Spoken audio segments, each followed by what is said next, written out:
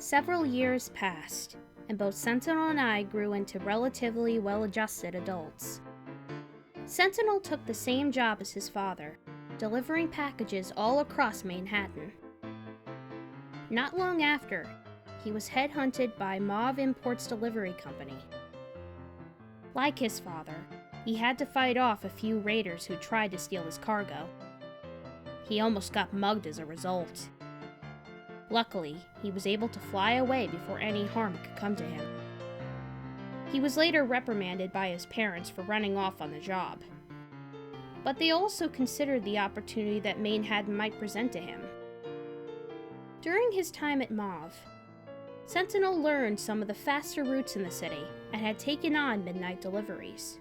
He would deliver through rain, shine, winter, or summer. He told me about a few accidents while he was on the job. One incident involved a flying accident due to him staying up too late at night. When he doesn't have enough sleep, his balance goes haywire, causing him to stumble and fall over. He had received a gash on his chest from the fire escape he banged into.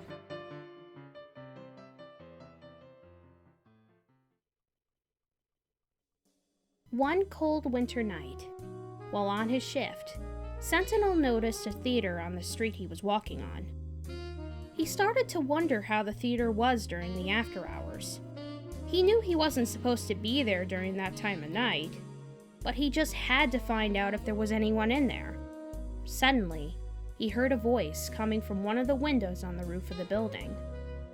He flew up to the top and peeked through the window where he saw an earth pony mare singing and acting on the stage down below. She was light blue with a short blonde mane and light pink eyes. Sentinel kept watching her as she continued her performance. Her voice was as sweet as honey and a sharp tongue to match. The mare intrigued him more and more. It was at that moment where he instantly fell in love with her. Her name was Troki. She was the daughter of a squash farmer who was influenced by her uncle to take up acting. Sentinel was so enamored that he would delay his deliveries just to watch Troki practice. However, after a few weeks, Troki had caught on to his laziness on the job.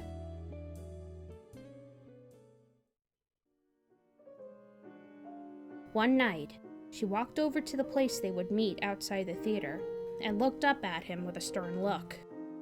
Tita Todd, we need to talk. She sighed. I don't think this is going to work out between the two of us. You're a sweet stallion, but I'm worried about your lack of focus. I think I've been a bad influence on you. I like spending time with you, but you need to focus on your future. I'm sorry, Sensi, but I think it would be best if we broke up for a little while until you have your life straightened out. With a heavy heart, Sentinel flew back to Copper Curb. He continued on with his deliveries as normal. He also started taking on odd jobs and helping his father tend the lighthouse. He led a quiet life during that time. He was more or less alone, and was constantly going in and out of depression. One day, when he came home from work, Sentinel found a letter that was addressed to him from me. Before I sent him the letter, I was cleaning out my room and found out that I still had his address. Since I hadn't spoken to him in a long time, I decided to write him a letter. I don't remember what I wrote precisely, but I can give you the basic summary. I asked him if he remembered me and how he was doing. It's simple, I know. It still took him 2 weeks to respond to my letter. I was on tenterhooks the whole time, though it would be much later when I realized why my tummy got all fluttery each time the mail pony came.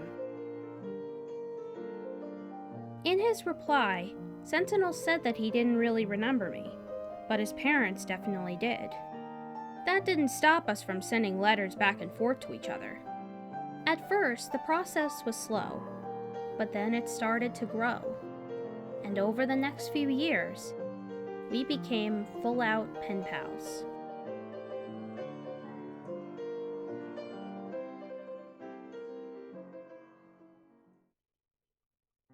Remember when I said that I was a blank flank until recently? Well, allow me to tell you how it felt when it all began to get worse. When I became a teenager, that's when the teasing became more damaging. Little kids just have a stock set of phrases and names to throw at you. But teenagers have started to refine their bullying techniques. They're smarter than little kids. They know how to pick and choose their words to cause maximum harm. They know how to scar you in a way that doesn't show. It didn't help that I was smart. That doesn't sound too bad, I know, but I was enough of a freak without having a high IQ pushing me further and further away from my peers. I was an oddity, something to be peered at, talked about and mocked. Not some pony who had feelings and hopes and dreams. I might as well have been a flightless wyvern in a zoo. Unfortunately, I had to be transferred to a new school, due to the fact that I was going into a higher class than I was before. I was no longer the smartest filly in school, but my markless rump made me a target for fresh bullies. What made it worse was that these bullies were mares. I still tried to stand my ground, but it got harder and harder each time. They would push me downstairs, pretending it was an accident and theatrically helping me back up when I hit the bottom. Post-its with advice began turning up in my locker. Kill yourself. No retards in Equestria. Jump off the roof, but don't open your wings. Once someone sprayed painted a picture of me on the bathroom wall, crudely depicting me having sex with the buckball team under the words, "At least blank flanks are good for something." I didn't believe it would get better if I transferred again. I would still be a blank flank wherever I went. And if I went back to regular school, I'd be the freaky smart girl too. I told teachers and started visiting the school counselor.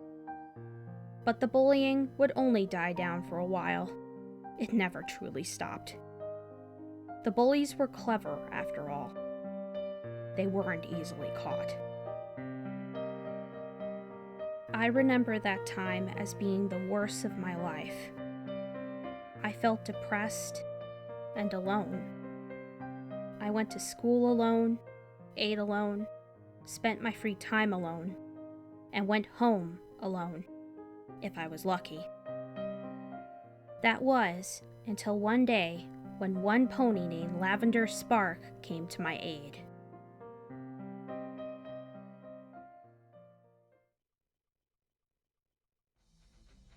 She was not only one of the best unicorn players on the school buckball team, but was also one of the fastest runners on the track and field team. She could throw the discus so fast that it would almost cut the trees in half as it passed through. I remember that used to get her into a lot of trouble. I was running under the bleachers one day, trying to get away from a bunch of fillies who had promised to give me a mane cut befitting my station in life, when Lavender suddenly appeared in a puff of smoke and blocked them with her magic. They all bounced off her shield and went tumbling to the ground. A pair of scissors and a pot of glue rolled out of the flailing mass of limbs. Lavender snorted and told them that if they tried to hit me again, she would send them into the river. Leave her alone! I've seen you idiots picking on this filly before. What did she ever do to you? Get lost, Lavender. This isn't your business. I'm making it my business. Back off, turn around, and leave now. Don't force my hoof, Sweet Satin. You know I don't make threats I can't back up. What is she to you? You hang out with blank flanks these days? Leave now, or you won't like the consequences. The lead bully just rolled her eyes and ignored her warning. However, when she stepped one hoof forward, the mare found herself enveloped in Lavender's light blue aura. A smirk appeared on Lavender's face as she lifted the mare over the river that was near the school. The mare had a horrified look on her face as she realized that she wasn't on the ground anymore. Lavender told her again that if she didn't leave me alone, she would dump her into the river below. The mare tried to put on a brave face. She told her that she didn't scare her and to put her down. I watched in shock as Lavender slowly loosened her magical grip on the earth pony. With nothing to hold her in the air, gravity soon took hold of the mare and she plummeted into the river below. She arose from the water not too long after. She started flailing her forehooves around in the water, trying to keep herself afloat. She started screaming and screaming. I can't swim! I can't swim, please! I'll do whatever you want! Just please get me out of here! Lavender sighed, ignited her horn, and lifted the mare out of the water. She levitated the wet, terrified pony towards her and smiled a toothy grin. You've come to your senses, I take it? She tapped a hoof on her chin and looked at her suspiciously. How do I know that you and your buddies won't try to hurt this mare again? The other mare snorted. Really? Do you think that I'm in the mood to punch and kick any pony right now?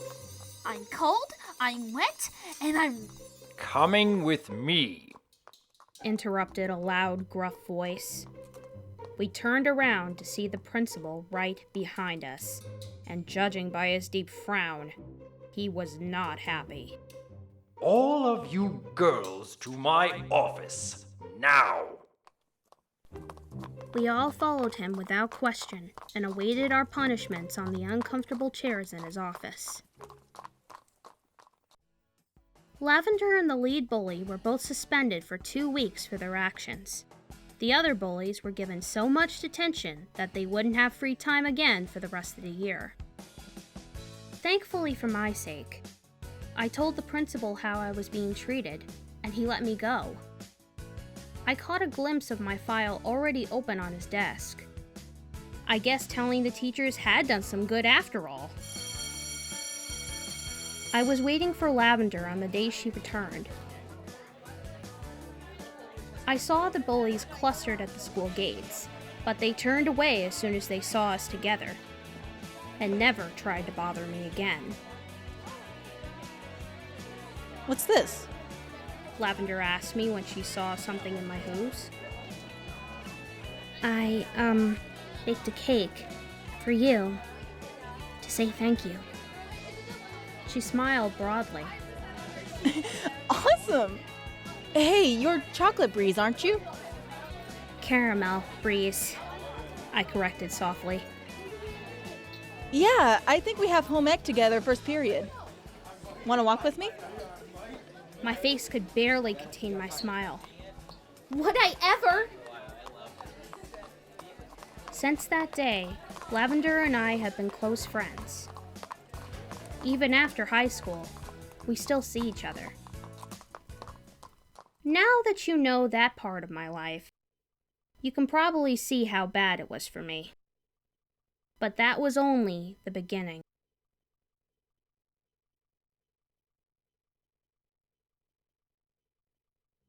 I couldn't wait to leave high school. Graduated nowhere near the top of my class, but I was still happy with my grades. Graduation meant adulthood. When I became an adult, I thought things would get easier. Life would forget I still had no cutie mark in the morass of other things. Bills, job, chores, and the rest. I was so wrong. It didn't get better. It got worse. Sure, I didn't have to deal with bullies at school anymore, but I was still getting plenty of stares from other ponies beyond the school confines. Ponies still talked about me and discreetly pointed at my rump when they thought I wasn't looking.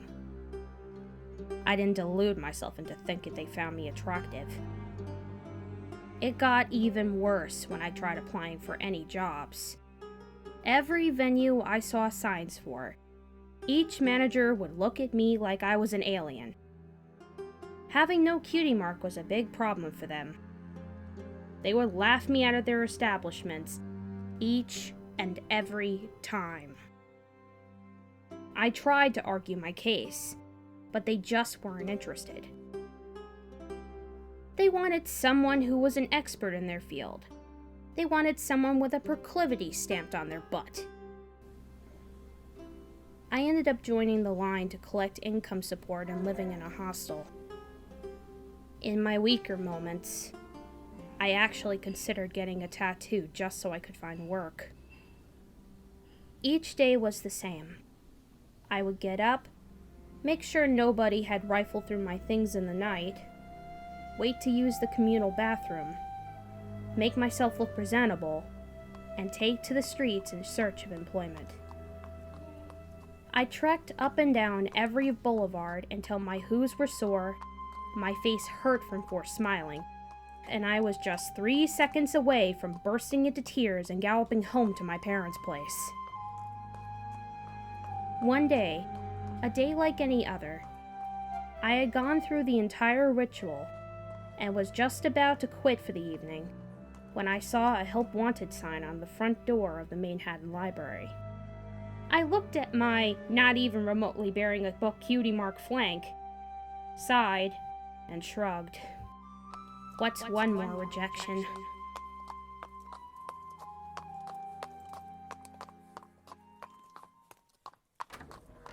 I walked in and looked around. It had been many years since I walked in that place.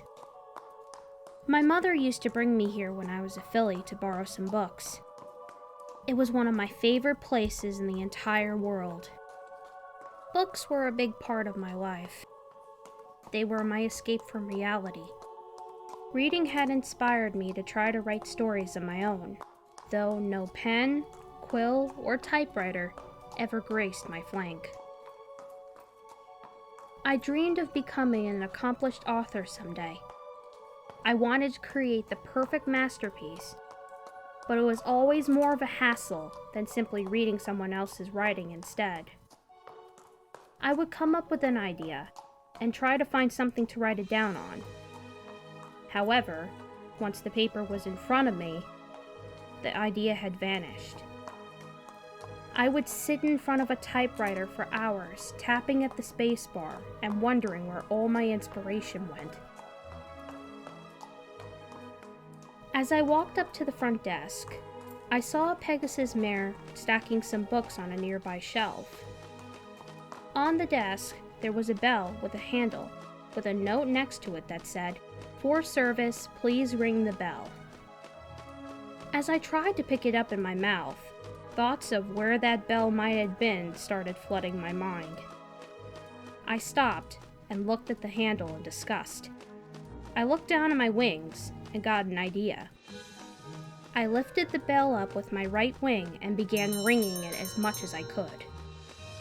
The Pegasus turned around and came back to the desk as quick as a flash. Hello there. Welcome to the Manhattan Library. How may I help you? She spoke in a light southern accent. It was definitely an accent that you wouldn't hear often in the city. She was peach, with light blue eyes, and a long brunette mane that was in a loose ponytail. I cleared my throat.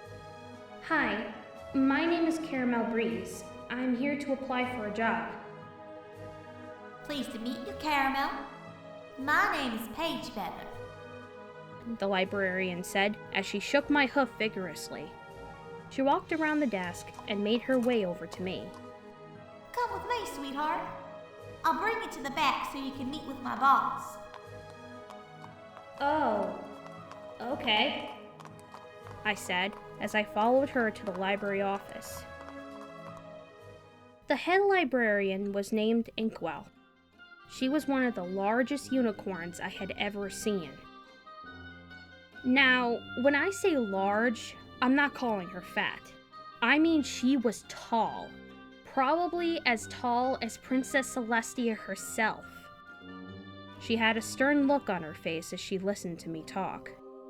I told her about my experience as a junior file clerk over at the Cloudsdale Weather Factory during my summer vacations from school. My father had helped me get that job through his connections at work, but couldn't secure anything permanent once I graduated. I also explained to her that even though I was a blank flank, I was determined to learn and work for her.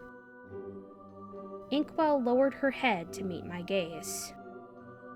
Thank you for coming by today, Miss Breeze. I will admit that you were the first pony to come down here in quite some time. I will send you a letter if you get the job. I sighed and hung my head low as I turned to leave. I walked out of the library and flew off for home.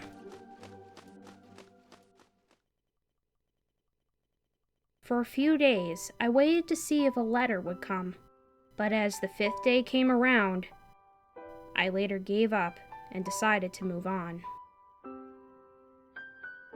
One day, when I came home from another unsatisfactory job interview, my mom gave me an envelope. Without seeing who it was from, I opened it and found a hoof-ridden note inside. It was from Inkwell. She told me that she admired my drive for hard work and learning. It was something she hadn't seen from a young pony in a long time. She also said that she didn't think it was fair to turn away a pony just because they didn't have a cutie mark. She ended the note saying that she would see me in 2 days and that Paige would teach me everything she knows. After reading that, I was flabbergasted. I looked at the envelope and back at the letter a few times. I couldn't believe it. I had gotten my first job. It was one of the happiest moments in my life. A few days later, when I started the job, I tried my best to make a good impression. After a few weeks, I learned my job pretty well. I spent my time shelving books, greeting ponies at the front desk, and reading to the young fillies and colts. This has always been my favorite part of the job. Watching them get so excited about story time was one of the best parts of my day. During this time, I had gotten back in contact with Sentinel after realizing that I had his address and I ended up sending him a letter. He didn't remember who I was, but he liked the fact that I tracked him down after all these years. After a few weeks of sending letters back and forth to each other, he and I started to reconcile our friendship. We didn't see each other face to face until one fateful day.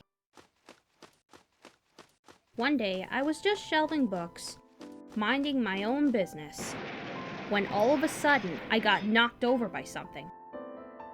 I was a little miffed at being knocked down while I was in the middle of a hover. Thinking that it was a foal, I started to scold them. "Excuse me, little one, can you please watch where..." I stopped mid-sentence when I realized that I was not, in fact, lecturing a small filly or colt, but was staring face to face with a full-grown stallion. He blinked at me, clearly shocked at my tone, and the fact that it was directed at him. "Oh, fudge," I muttered. He had orange eyes. Very familiar orange eyes. And they were surrounded by a fact that had aged but was still recognizable. A very old, fluttery sensation started up in my stomach. "Sentinel?" We immediately scrambled back to our hooves and looked at each other in disbelief. Though not exactly small, I noticed that he was a couple inches shorter than me, and had a goatee the same color as his mane. The goatee was the kind that I would have thought silly on any pony else, but somehow it seemed to suit him so well, I could instantly not image him without it. Finally, I decided to break the silence. "So, long time no see. What brings you to the library?" I cursed myself inwardly for my own lameness. He was hesitant before answering. He told me that he was delivering a package of books when he came across the crystal chandelier in the middle of the library. He became so distracted by it, it caused him to lose focus on his flying and accidentally crash into me. The rest of our conversation started off awkwardly, and then it gradually started to pick up. He helped me stack the books that I was assigned to put away and the ones that were knocked down. He asked questions, but didn't seem to mind when I eschewed some of the answers. His voice was soft and melodic, and I found myself asking questions back just to hear him reply. I nearly jumped for joy when he asked me what time I got off work, and whether I'd like to grab something to eat afterwards. There's this awesome halloumi place not far from here. We could go there, I said in delight. It wasn't a totally awful first date. It was even a date, actually, but it has been elevated in my mind to that status. We enjoyed our food, talked some more, and ended up catching a bus back to the tiny apartment I had been able to afford on my library wage. As I got off at my stop, Sentinel caught hold of my hoof and asked whether we could hang out again sometime. He actually phrased it that way too. Hang out. Like we were both still kids or something. I said sure, and managed to keep my happy screech inside until I was back in my apartment with the door closed. After an awkward start, Sentinel and I started hanging out a little more physically. It started off very slow at first. We would hang out on a few occasions at public places. Most of the time, we would still communicate by letter because of how far we lived from each other. However, when we did hang out, we would take walks in the Manhattan Central Park and watch the ships pass by at the harbor. It was a lot of fun getting to spend time with him. Everything seemed to be going pretty well. If you've been paying attention to my story so far, you know that it's about the right time for everything to go to Tartarus in a wheelbarrow. A few weeks after our awkward meetup, Sentinel went on a trip to the Crystal Cradle. He was supposed to be there for only a week or two, and write me as soon as he got back. However, I started becoming more and more scared as the days turned to weeks. I sent letter after letter, hoping to get an answer, but to no avail. One day, when I returned home from work, my mom handed me a letter.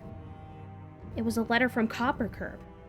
I quickly opened it and began to read, my eyes scanning the lines of neatly written text so fast that I had to go back and reread more than once. No matter how many times I read them, however, their meaning did not change. Dear Caramel, I know that you've been trying to get a hold of my brother for a while, but I have some unfortunate news to tell you. I'm writing this letter to inform you that Sentinel is in the hospital in critical condition. My parents and I had just heard word from Manhattan by an old coworker of his. Come to the Manhattan hospital as soon as possible. Sincerely, Nightwatch. My hooves shook as I placed the paper down on my nightstand. I never felt so frightened in my entire life.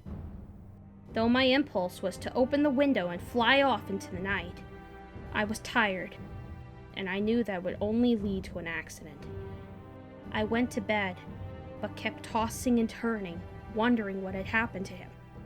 My head filled with visions of severed limbs, head wounds, broken wings, and hooves split to the bone.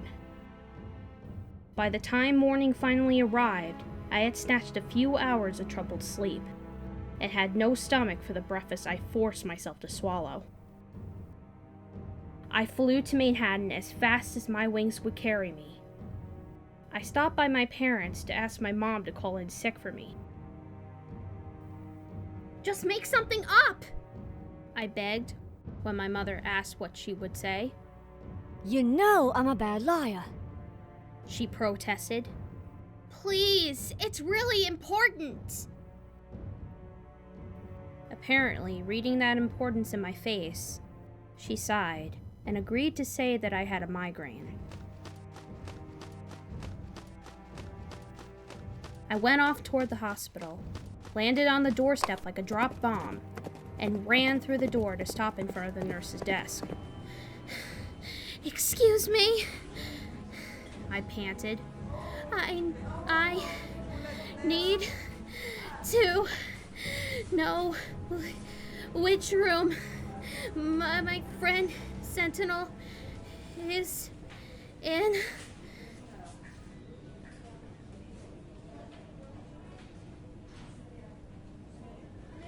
The nurse clearly saw that I was out of breath, but didn't hesitate to tell me. Your friend is in the intensive care unit, in room 326. Take the elevator to the 3rd floor, and the room should be on your left. Though, be warned, miss.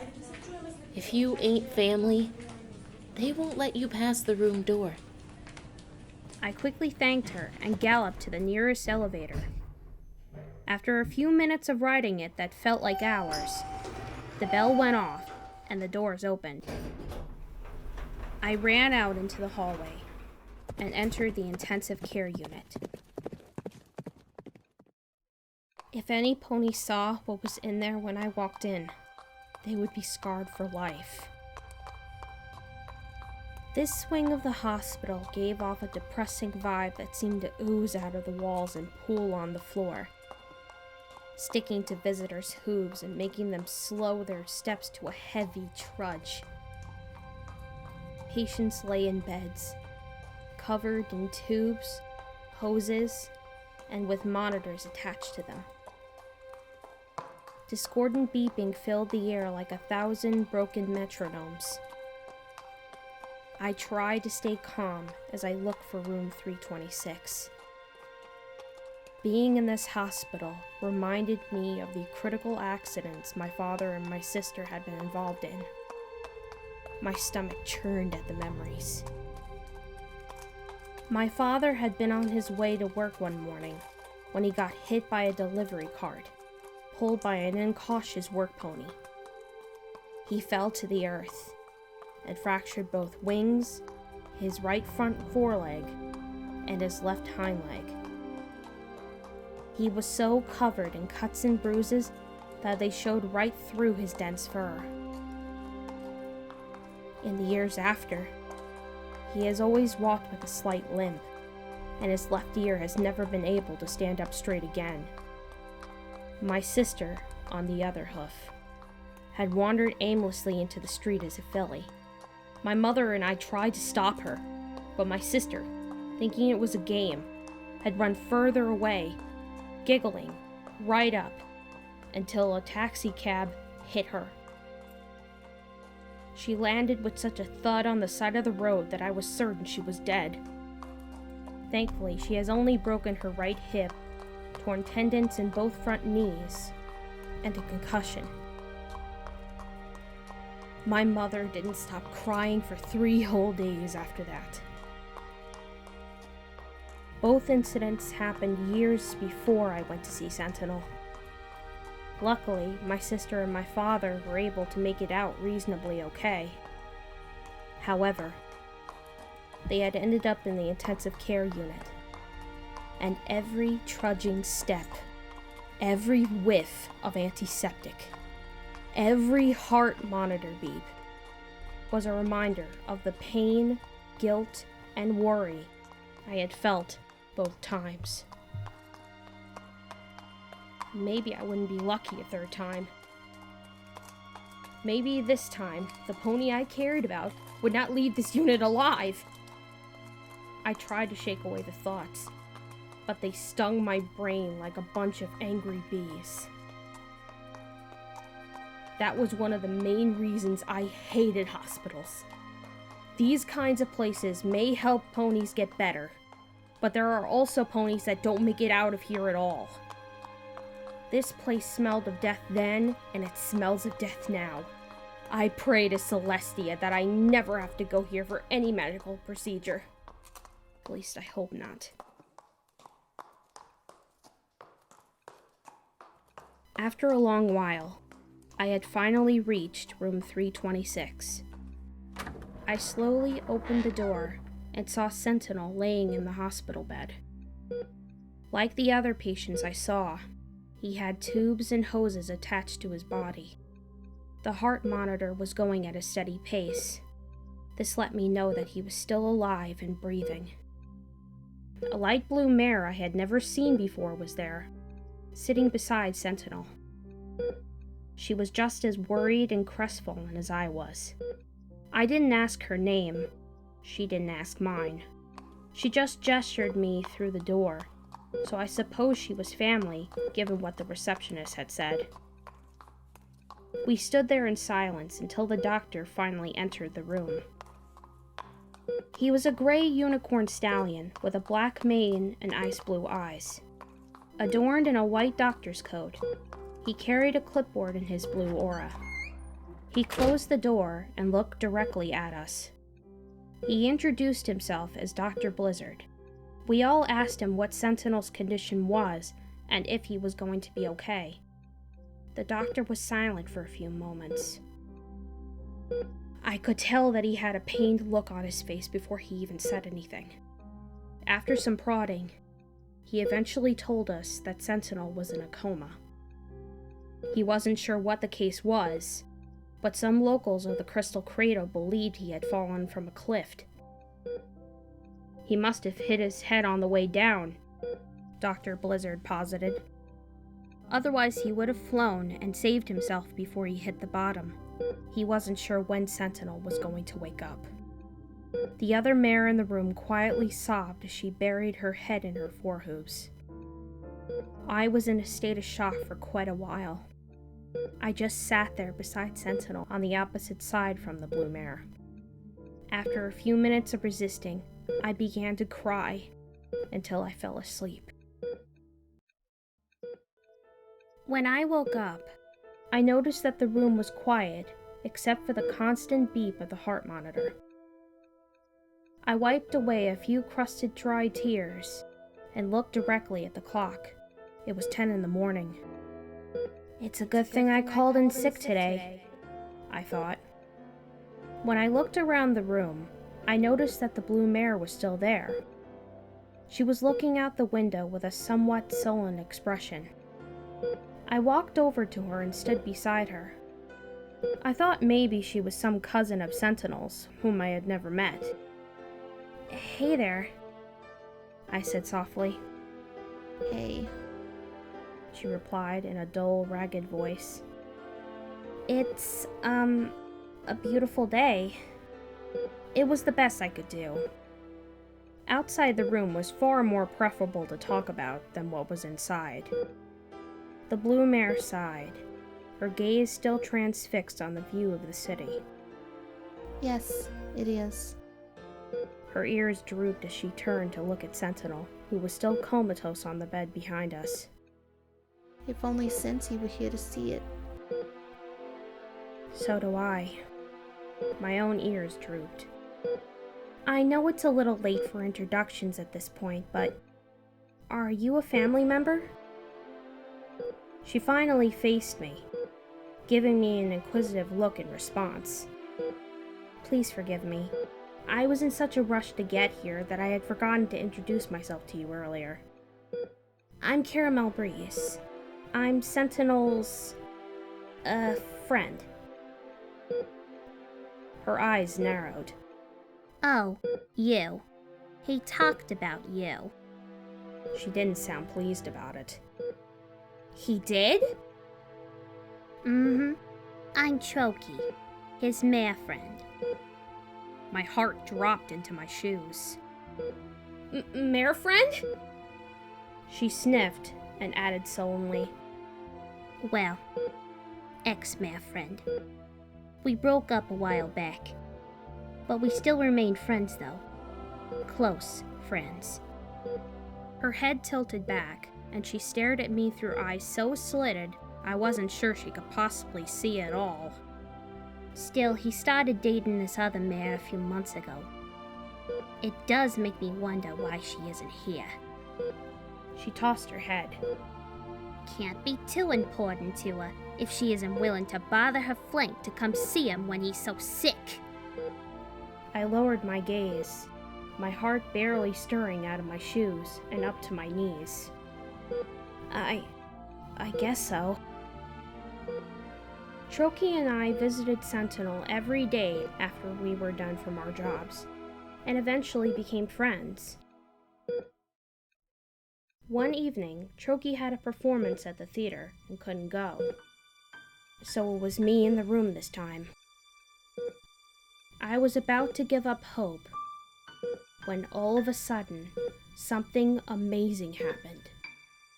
The hospital bed had started creaking next to me. I turned and saw Sentinel slowly sit himself up on the bed and opened his eyes. I couldn't believe my eyes. He was alive! I jumped onto the bed and held Sentinel in a tight embrace as tears of joy ran down my face. I had never felt that scared for any pony in my life. It's pretty cruel what life can throw at you sometimes. He let out a groan, letting me know that I was hugging him a little too tight. I let go of him and ran off to find Dr. Blizzard. The doctor soon told his parents and Troki the good news. They went to the hospital and we all celebrated his return. Sentinel was discharged from the hospital a day or two later. After a week, things seemed to be getting back to normal. Sentinel and I also started hanging out a little more than we usually did. Nothing too serious. I didn't want to give the impression that I was trying to steal him from his girlfriend. In truth, I still hadn't met her, though I was assured by many that she had come to visit him in the hospital, just never while I was around. One day, when he didn't come over to my house, I flew out to Manhattan to find him. I went directly toward the harbor, his favorite place in the whole city. I landed at the front of the dock and spotted him at the edge of it, looking out at the horizon. He stood there silently, not even noticing me. I recognized the sad look in his eyes as he continued to stare at nothing in particular. I knew it all too well. That was the same look I had worn when I broke up with my now ex-cult friend. When it came to romance, I felt like the most undesirable mare in the world. I had such terrible self-esteem due to my lack of a cutie mark. No cult ever gave me a second glance. The rumor mill at school that came as a result of me being bullied did not help. Though the bullying itself had stopped in the nick of time, it had not been enough to save my tattered reputation. I scuttled through most days, trying not to meet Pony's eyes, and wishing I was someone prettier, taller, more mature, all in all better than the markless me. My family was going through a difficult time when Powerhouse came into my life. He was a tall, buff Pegasus with medium brown eyes and a dark brown mane. He was in many sports while we were in high school and tended to work out quite a bit. Despite all that, he came off as charming and sweet towards me. We would hang out after his games and developed a connection with each other. After a while, I had started to fall in love with him, or as close to love as I had ever come. Unfortunately, it was very one-sided. In retrospect, the relationship was the worst 2 years of my life, though no pony could have convinced me of that at the time.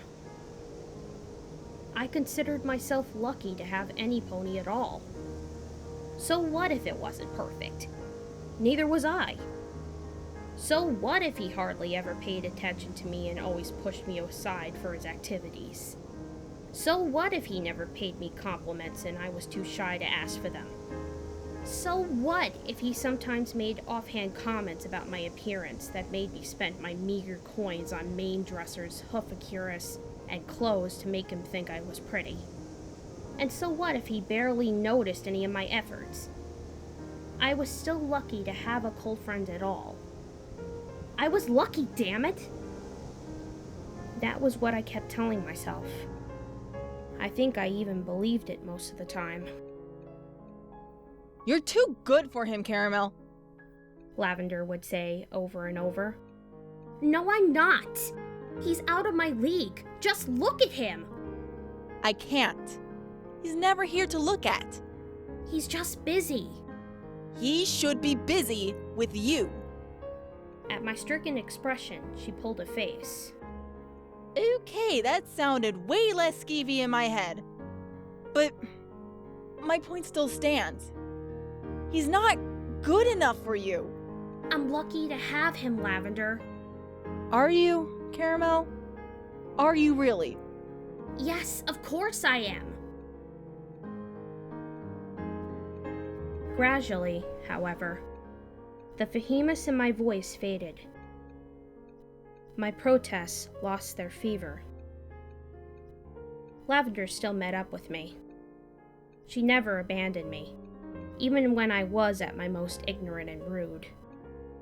And to her credit, she didn't mention it when I stopped defending Powerhouse. After months of mistreatment, I couldn't take it anymore. I finally confronted Powerhouse about it. We got into a heated argument. It was then I realized how much of a jerk he really was. He made a remark about spending time with better mares, and I realized that he had been dating others at the same time as me. Breaking up with him was one of the hardest decisions I ever had to make. Not because he was worth holding on to, but because with it came the realization of how deeply stupid I had been. I came home and slammed the door of my bedroom behind me. I immediately started ripping up every single thing that reminded me of him. After that, I collapsed onto my bed and cried until I felt as wrung out as an old dishcloth. He used me for his own personal gain, and I was too simple-minded to realize what was going on. I cursed myself. How could I have been so stupid? I was never so angry in my whole entire life that I was that night. I was so fed up with love that I had decided to never, ever give my heart to another stallion again.